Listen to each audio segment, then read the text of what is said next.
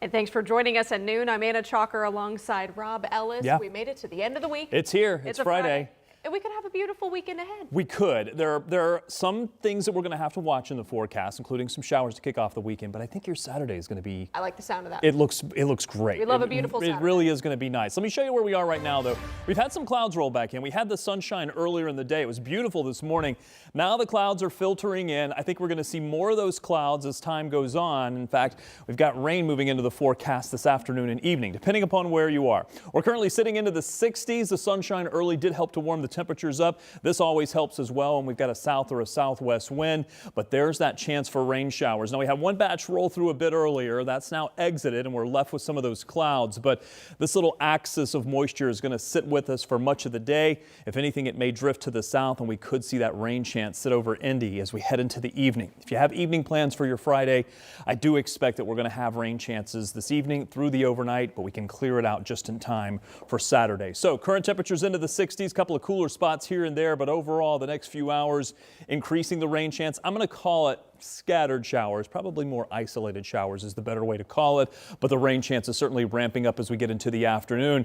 Temperatures in the 60s and then easing their way back into the 50s during the overnight. Not terribly cold for tonight. Rain with 52 our expected low temperature.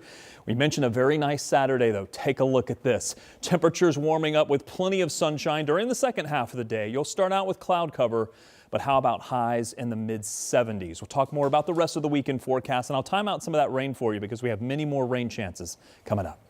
All right, we'll look forward to that. Thanks, Rob. And just moments ago, we learned that the mother of a man killed inside a Fisher's bar is suing the suspected shooter and the bar. The mother claims that the bar Britain Tavern breached its duty and was careless or negligent in multiple ways, including failure to provide adequate security. And you may remember this shooting. It happened last December at the Britain Tavern near State Road 37 in Hamilton County.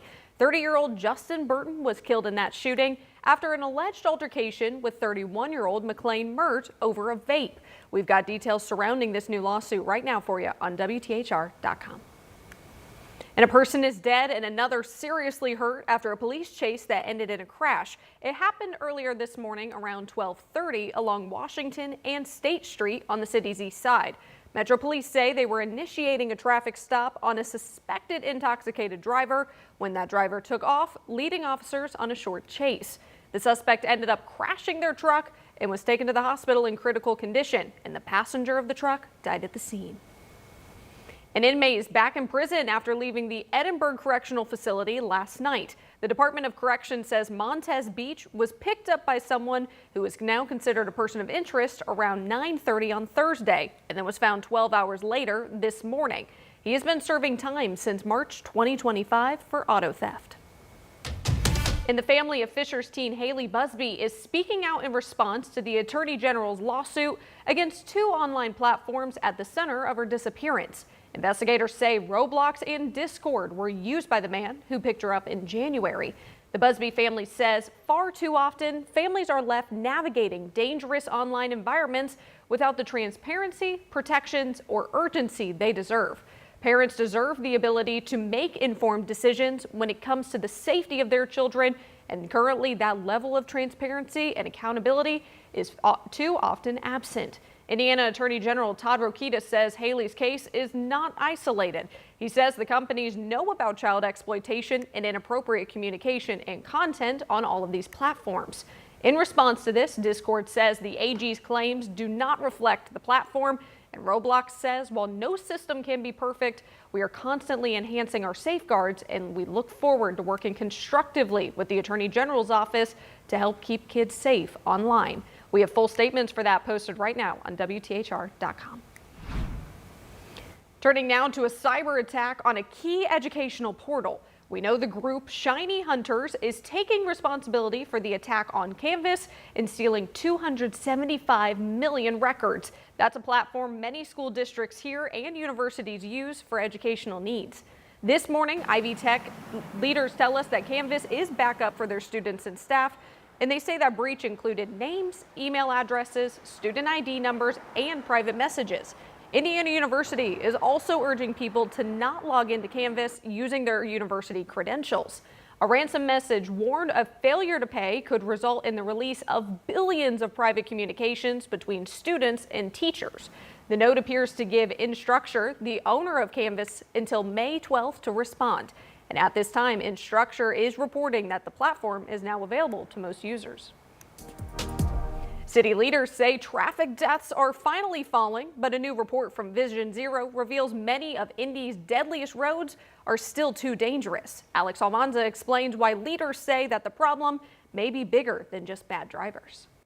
The thing is, the city of Indianapolis knows where these dangerous roads are. City leaders say that it takes time, it takes money to fix them, while advocates say that the city just isn't moving fast enough. We can just simply accelerate that program, just continue. The city's Vision Zero task force has one ambitious goal: to get traffic deaths and injuries to zero by 2035. Thursday, members released their first annual report. The big headline: 85 people died on Indy roads in 2025. But the city says that number is trending downward after traffic deaths peaked at more than 120 during the pandemic. It's just a dedicated process where we're going to accomplish these goals, but it's going to take time as we have the resources to do them. Just last year, the city adopted an action plan, a roadmap that leaders say will guide them to that zero goal.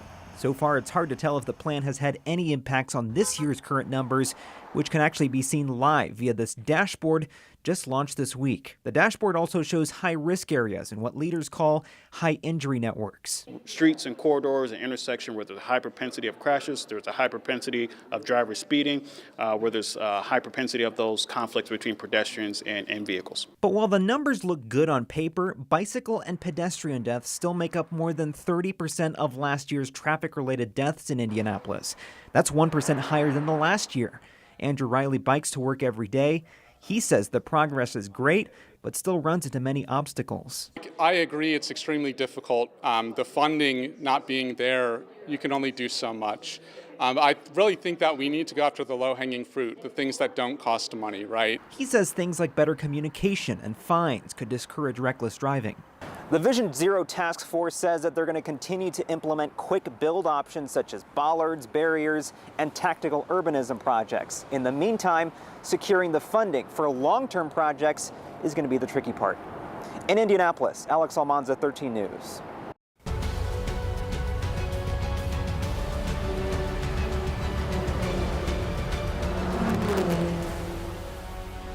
A big day out at the Indianapolis Motor Speedway as it's opening day, and drivers are ready to compete in the Sancio Grand Prix tomorrow. And you can join the fun at the track right now as gates are open and fans are flooding in. IndyCar practice kicked off at 9 o'clock this morning, and to round out the day, the next race is at 4 and the IndyCar qualifier is at 5:35. Rating 500 champion and Grand Prix champion Alex Palou tells us he knows this will be a tough race, but he's ready to defend that title. Tickets for today are just $25. Kids 15 and under get in for free. And here's a full rundown of the month of May. Ahead of tomorrow's Grand Prix is Kids Day and the 500 Festival Rookie Run. That's all tomorrow on Monument Circle, and our Lindsay Monroe is this year's MC. May 22nd is Carb Day and the parade following on May 23rd with Pacers Andrew Nembhard and Pascal Siakam as the Grand Marshals. You can watch that one right here on Channel 13. And then rounding it all out is Race Day on May 24th.